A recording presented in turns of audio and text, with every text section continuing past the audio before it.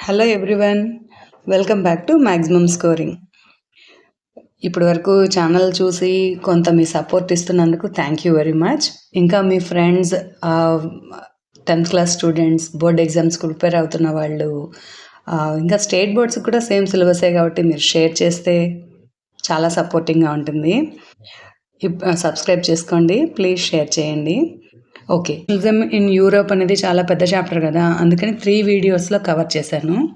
1 and 2 topics చూడకపోతే ప్లేలిస్ట్లోనూ add అయ్యింది, కింద లింక్లో డిస్క్రిప్షన్స్ కూడా ఇస్తాను, ఒకసారి చక్కగా వినేసేయండి. కేవలం ఒక 1 అవర్లో ఈ వీడియోస్ని ఫాలో అయ్యారంటే ఎటువంటి క్వశ్చన్ అయినా బిట్ అయినా ఖచ్చితంగా ఆన్సర్ చేయగలుగుతారు. ఓకే, లేట్ చేయకుండా టాపిక్లోకి వెళ్ళిపోదాం. విజువలైజింగ్ ద నేషన్ అంటే కంట్రీ. ఈ కంట్రీని విజువల్ చేయడం, ఊహించడం. ఈజీగా అర్థం చేసుకోవాలంటే ఇక్కడ చూడండి, మన కంట్రీ ఉంది ఇండియా. ఇండియా అనే మన దేశాన్ని మనం భారతమాతగా ఊహిస్తున్నామా లేదా? భారతమాత అనగానే మనకు మన దేశం గుర్తొస్తుందా లేదా? ఇక్కడ చూడండి, ఇక్కడ భారతమాత ఫేస్, ఇది కిరీటం లాగా, ఇంకా హెడ్ నెక్లెస్, రైట్, చేతిలో మన 3 రంగుల జెండా, ఇదంతా చీర పళ్ళులాగా మనం ఇమాజిన్ చేస్తున్నాం కదా. సో ఇంతే, ఒక దేశానికి మనిషి రూపాన్ని ఇవ్వడాన్నే విజువలైజింగ్ ద నేషన్ అంటున్నాం, పర్సోనిఫికేషన్ అంటాం.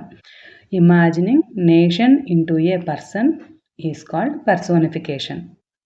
ఓకే, ఇప్పుడు మనకు 18-19 సెంచరీస్లో ఇల్లిటరసీ ఎక్కువ, people are suffering for their hunger, employment. వాళ్ళు ఆకలి బాధలు పడతారా ఈ మోనార్కీ తోటి రెవల్యూట్ అవ్వడం, యుద్ధాలు చేయడం, లేకపోతే తిరగబడతారా? దేశం మీద ఎలా వాళ్ళకి అవగాహన వస్తుంది?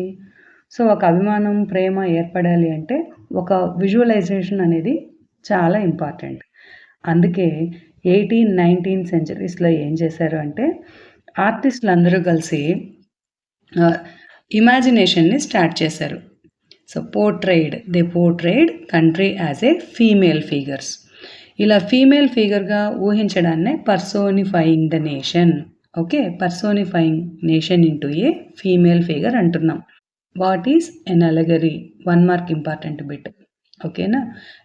An abstract idea is expressed through a person or thing. Abstract idea అంటే కంటికి కనిపించని విషయం. కంట్రీ అనేది మన గబక్కని ఇమాజినేషన్లోకి రాదు. When an abstract idea visualising or expressing through a person or thing, దీన్ని పర్సోనిఫికేషన్ లేదా అలెగరీ అని అంటున్నాం. ఓకే, సో జనరలీ ఈ అలెగరీస్ అంతా ఫీమేల్ ఫిగర్గా ఊహించడం జరుగుతుంది. They are never match with the real life. French revolution టైంలో ఆర్టిస్టులు చాలా ఫీమేల్ ఫిగర్స్ని పోర్ట్రేట్ చేయడం జరిగింది. Liberty, justice. చూడండి, జస్టిస్ అనగానే మనకు ఏం ఊహకు వస్తుంది?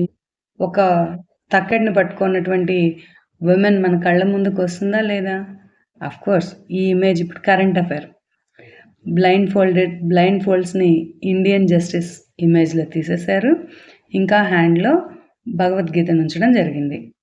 ఓకే, లిబర్టీ, వింగ్డ్ ఉమెన్, చూడగానే లిబర్టీ అనేది గుర్తుకొస్తుంది. ఇంకా స్టాచ్యూ ఆఫ్ లిబర్టీ ఇమేజ్ కూడా లిబర్టీనే, స్వాతంత్రాన్ని, ఫ్రీడమ్ని సూచిస్తుంది.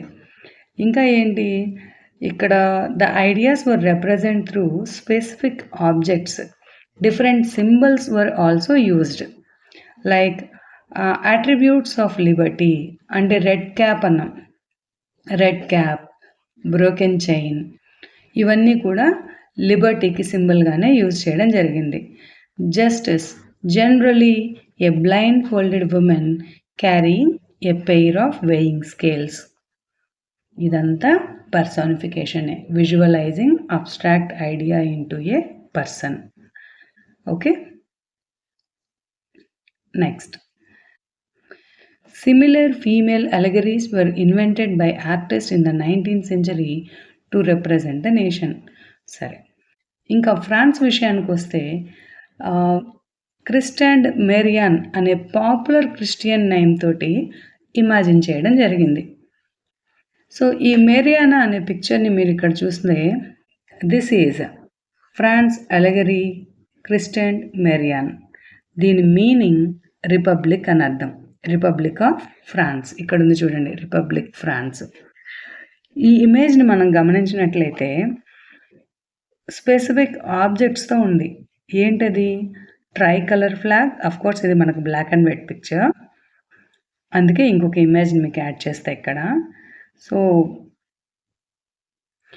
ఈ ఇమేజ్ని చూడండి, tricolour flag, France flag, ఓకేనా. Red Phrygian cap which means Liberty.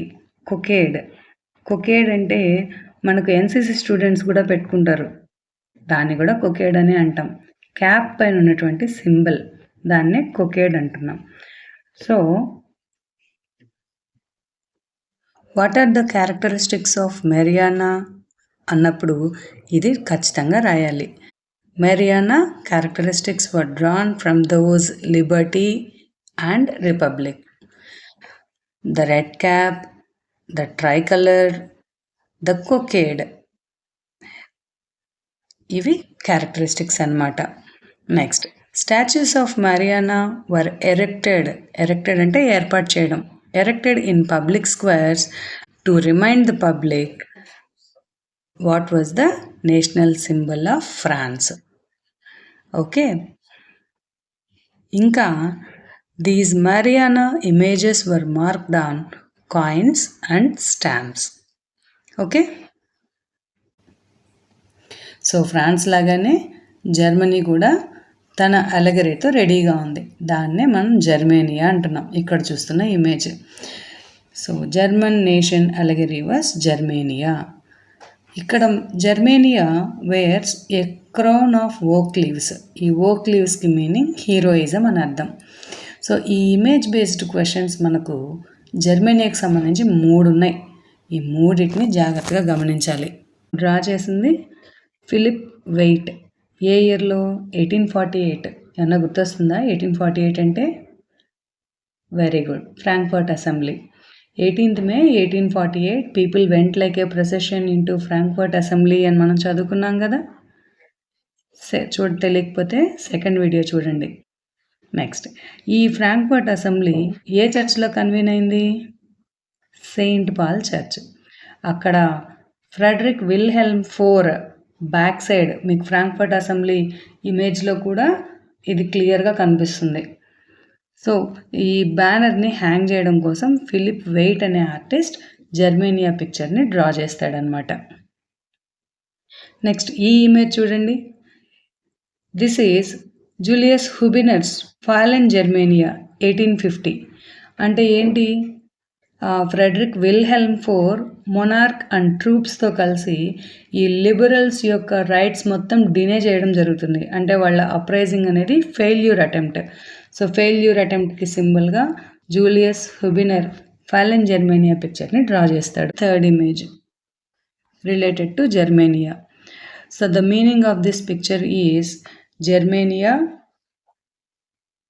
The German sword protects the German Rhine. German Rhine అంటే 39 కాన్ఫెడరేషన్స్, ఫెడరేషన్ అని అర్థం రెయిన్ అన్నప్పుడు. అంటే ఏంటి? యూనిఫికేషన్లో భాగంగా జర్మన్ నేషన్ని ఏర్పాటు చేసే ప్రాసెస్ని సింబలైజ్ చేస్తుంది ఈ ఇమేజ్. దీన్ని లెరెన్జో క్లాజన్ అనే అతను డ్రా చేయడం జరుగుతుంది. ఓకే, ఈ యాట్రిబ్యూట్స్ మనకు బిట్కి చాలా చాలా ఇంపార్టెంట్ అనమాట. సో ఇక్కడ యాట్రిబ్యూట్ సిగ్నిఫికెన్స్. మీ యాట్రిబ్యూట్ అంటే ఏమో కాదు, ఆ సింబల్ యొక్క మీనింగ్ అని అర్థం. సో బ్రోకెన్ చైన్, ఇక్కడ ఉంది broken chain 1, meaning is being free, freedom కోరుకోవడం. బ్రెస్ట్ ప్లేట్ విత్ ఈగల్, ఇది రెండోది. Symbol of the German empire, strength అని అర్థం. Third image crown of oak leaves, ఇక్కడ ఉంది చూడండి, హీరోయిజం. మీకు ఫస్ట్ జర్మేనియాలో కూడా ఆమె పెట్టుకొని ఉంటుంది, జర్మేనియా ఇమేజ్కి ఉంటుంది, హీరోయిజం అని అర్థం. Sword, 4th one, readiness to fight అని అర్థం. Olive branch around the sword, fifth symbol. దీని meaning willingness to make peace. అంటే యుద్ధం ఎందుకు చేస్తున్నారు? నేషన్ స్టేట్గా ఏర్పడి ప్రశాంతంగా బతకడం కోసం. Black, red and gold. దీని meaning German tricolour flag. What is the tricolour flag of German nation? Black, red and gold. ఇది sixth image. Next seventh one, rising sun, beginning of a new era. అంటే ఏంటి? Nation స్టేట్గా ఏర్పడడం, independent అవ్వడం. Next last topic, nationalism and imperialism. ఇప్పటి వరకు nation states కోసం వాళ్ళు ఫైట్ చేసిన విధానాన్ని నేషనలిజం అంటున్నాం. ఈ నేషనలిజం మెయిన్ ఆబ్జెక్ట్ ఏంటి? లిబరల్ డెమోక్రటిక్, ఐడియలిస్టిక్ లిబరల్ డెమోక్రాట్స్గా ఉండడం. But they were not continued as liberal nations. They were ever ready to go to war. They become intolerant of each other. Europe మొత్తం settle అయిపోయింది. Italy, Germany, Poland, Belgium అంతా independent nations అయిపోయాయి. హ్యాపీగా ఉండొచ్చు కదా. But they just gone through imperialistic aspects. ఏంటి imperialism అంటే? ఇంకొక దేశాన్ని కూడా ఆక్యుపై చేయడం, మొత్తం ఒకరి మీద ఒకరు ఆధిపత్యాన్ని చలాయించడం. ఇప్పుడు బ్రిటన్ ఎట్లయితే కాలనీస్ ఎస్టాబ్లిష్ చేసిందో అట్లాగా వీలైనంత ఎక్కువ భూభాగాన్ని ఆక్రమించుకోవడాన్ని ఇంపీరియలిజం అంటాం. Okay, so what was the most serious source of nationalistic tension in Europe and when was it started? Last quarter of the 19th century. అంటే 19వ శతాబ్దం చివరి భాగంలో, last quarter of the 19th century, 1871. The reason was Balkans. ఈ Balkans అనేవాళ్ళు ఎవరు అంటే they were under Ottoman empire. Right, Greece independence కూడా మనం నేర్చుకున్నాం. ఈ నేషనలిస్టిక్ ఐడియాస్ గ్రీస్ ఎప్పుడైతే ఇండిపెండెంట్ అయిందో అప్పటి నుంచి ఈ బాల్కన్ రీజియన్స్ ఈ ఒట్టోమన్ ఎంపైర్కి అగెనిస్ట్గా ఫైట్ చేయాలని అనుకుంటున్నాయి. బట్ ఇక్కడ అసలు ఈ బాల్కన్ రీజియన్స్ ఏంటో చూద్దాం. ప్రజెంట్ డే ఇప్పుడు మీరు వరల్డ్ మ్యాప్లో చూసినట్లయితే Romania, Bulgaria, Albania, Greece, Macedonia, Croatia, Bosnia, Herzegovina, Slovenia, Serbia, Montenegro, వీటన్నింటినీ బాల్కన్ రీజియన్స్ అంటాం. వీళ్ళని స్లావ్స్ అని పిలుస్తారు. Balkan regions, Balkan people were known as Slavs. Bit important, who were Slavs, the people under Balkan regions. So they got inspiration from romantic nationalism. So ఈ romanticism, ఈ Belgium, Poland, grace ఇవన్నీ ఎప్పుడైతే యూరోప్లో Italy, Germany ఇవంతా independent nation states అవుతా వచ్చాయో they were also wanted to be independent. They claim for independence or political rights. But ఇక్కడ major problem ఏంటో తెలుసా? These Balkan states were fiercely jealous of each other. అవన్నీ చిన్న చిన్న countries, వాళ్ళల్లో వాళ్ళు యూనిటీగా ఉంటే unity make strength, they can defeat the Ottoman umpire. But here these Balkan regions were fiercely jealous of each other. ఒకరంటే ఒకరికి పడదు. And each hope to gain more territory at the expanse of the others. అంటే వాళ్ళల్లో వాళ్ళే ఇంకొకరిని occupy చేయాలి. ఇట్లాంటి కోరికనే imperialism అంటారు. అంటే బంగ్లాదేశ్, పాకిస్తాన్ అన్నీ ఇండియా కిందనే ఉండాలి అనుకున్నప్పుడు దాన్ని ఏమంటారు? ఇంపీరియల్ ఆస్పెక్ట్స్ అంటారు. ఎవరి భూభాగాలు వాళ్ళు రెస్పెక్ట్ ఇచ్చుకుంటే దాన్ని డెమోక్రటిక్ అంటాం, లిబరల్ ఆస్పెక్ట్ అంటాం. ఓకేనా? లిబరల్ ఆస్పెక్ట్, ఇంపీరియల్ ఆస్పెక్ట్, ఈ రెండు ఆపోజిట్ వర్డ్స్ అన్నట్టు. సో వీళ్ళల్లో వీళ్ళు కొట్టుకోవడం యూరోపియన్ బిగ్ పవర్స్కి మంచి అవకాశంగా వచ్చిందనమాట. సో ఇక్కడ Russia, Germany, England, Austro Hungary, these people they supported different Balkan regions. ఇక్కడ ఏమైపోయింది? ఆ మైటీ పవర్ ఎప్పుడైతే ఈ చిన్న నేషన్స్కి సపోర్ట్ ఇచ్చాయో, ఇది యాక్చువల్గా ఈ చిన్న నేషన్స్ మధ్యలో ఉండే గొడవ కాదు, ఈ పెద్ద దేశాలు కొట్టుకునే యుద్ధంగా తయారైపోయిందనమాట. అంటే మీరు యూరోప్ని గమనిస్తున్నారా? వరల్డ్ వార్కి ప్లాట్ఫామ్ రెడీ అవుతుంది. Germany, Italy, Austria, Axis powers. England, Russia, America, allied powers.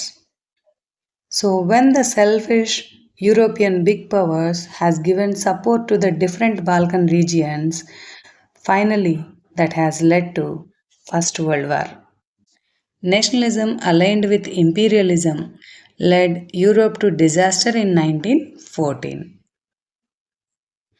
So ఈ గ్రీడీనెస్, ఈ అగ్రెసివ్ నేషనలిజం అనేది నెక్స్ట్ చాప్టర్కి రీజన్ అవుతుంది. ఏంటి? Anti colonial movements, nationalism in India. అంతే కదా, వీళ్ళు ఇంపీరియల్ ఆస్పెక్ట్స్ తోటి మోర్ టెరిటరీని ఆక్యుపై చేశారు. ఇక్కడ ఈ ఇమేజ్ని మీరు గమనించండి. What is the allegory here? Britannia. So Britain nation allegory. Have you noticed where has she seated? On the globe. అంటే ఒక్కొక్క కంట్రీని రిప్రజెంట్ చేసేది అలెగరీ అన్నాం. కానీ ఇక్కడ బ్రిటానియాని చూసారా? She is representing the whole world.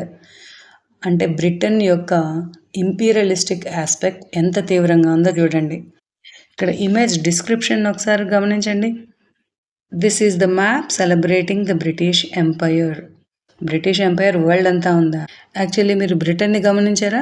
ఇంత చిన్న దేశం, how it can represent the whole world. అంతేకాదు, it is celebrating the British empire as representing the whole globe. Colonies are represented. Images of tigers, elephant, forest, primitive people, everything under the British control, which is symbolizing British national pride. Okay, this is all about nationalism in Europe. మీకు ఈ chapter బాగా అర్థమైందని నేను అనుకుంటున్నాను. మీ support నాకు ఇవ్వండి.